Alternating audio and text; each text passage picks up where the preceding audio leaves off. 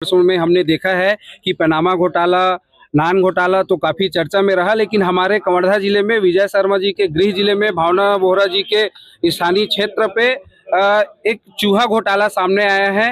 DMO साहब का कहना था कुछ दिन पहले कि जो बाजार चार भाठा धान संग्रहण केंद्र में है, लगभग 22,000 क्विंटल 7 करोड़ रुपए की राशि का जो धान होता है उसको चूहे, दीमक, कीड़े खा गए हैं। इसके विरोध में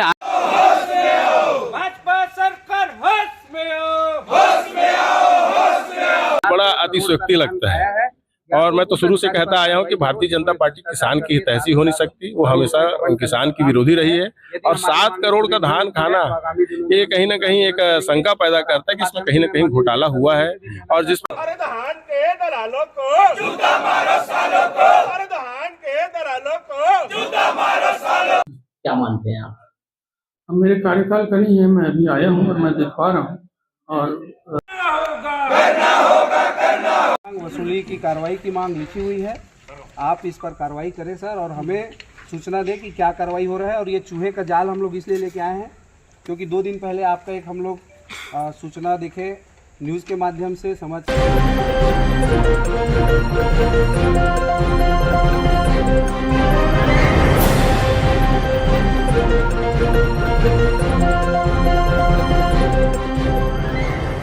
15 वर्षों में हमने देखा है कि पनामा घोटाला, नान घोटाला तो काफ़ी चर्चा में रहा, लेकिन हमारे कवर्धा जिले में विजय शर्मा जी के गृह जिले में भावना बोहरा जी के स्थानीय क्षेत्र पे एक चूहा घोटाला सामने आया है। डीएमओ साहब का कहना था कुछ दिन पहले कि जो बाजार चार भाठा धान संग्रहण केंद्र में है, लगभग 22,000 क्विंटल 7 करोड़ रुपए की राशि का जो धान होता है उसको चूहे, दीमक, कीड़े खा गए हैं। इसके विरोध में आज हम लोग चूहे पकड़ने की जाली डीएमओ साहब को भेंट करने आए हैं कि आप कांग्रेस पार्टी आपको चूहे पकड़ने की जाली भेंट कर रही है, आप चूहों को पकड़िए और धान जो गबन हुआ है उसको रोकने का प्रयास करें। लेकिन ये तो हास्यास्पद है, चूहे तो खाए ही नहीं है। ये तो सिर्फ ये लोग जो दोषी अधिकारी हैं उनको बचाने के लिए ये सारी कथित कहानी बना रहे हैं। हमने ज्ञापन के माध्यम से एसआईटी जांच की मांग की है और जो तत्कालीन प्रभारी उस संग्रहण केंद्र के थे उसके ऊपर एफआईआर दर्ज कर राशि वसूलने की मांग की है। आने वाले समय में यदि हमारी मांग पूरी नहीं होती है तो हम लोग उग्र प्रदर्शन करेंगे और जब तक धान जो किसानों का मेहनत अन्न है, जिसको हम अन्न के रूप में पूछते हैं, उसकी राशि वसूल नहीं हो जाती तब तक हम लोग शांत बैठने वाले नहीं हैं। जवान जय किसान। और ये मांग आप लोगों को भी जानकारी होगा कि चूहों ने 7 करोड़ का धान खा दिया। ये बड़ा अतिशयोक्ति लगता है और मैं तो शुरू से कहता आया हूं कि भारतीय जनता पार्टी किसान की हितैषी हो नहीं सकती। वो हमेशा किसान की विरोधी रही है और 7 करोड़ का धान खाना ये कहीं ना कहीं एक शंका पैदा करता है कि इसमें कहीं ना कहीं घोटाला हुआ है। और जिस प्रकार से कार्यवाही को दबाने की कोशिश की जा रही है, तो कवर्धा जिला है, कवर्धा जिले में हर मामले को दबाने का प्रयास किया जाता है, ये भी उसी श्रेणी में आ रहा है।